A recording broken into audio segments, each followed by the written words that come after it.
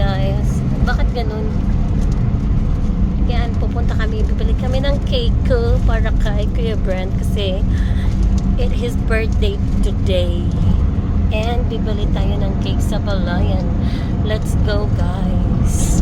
Let's go na. Tara na. Kaja! Tara na. And hi, guys.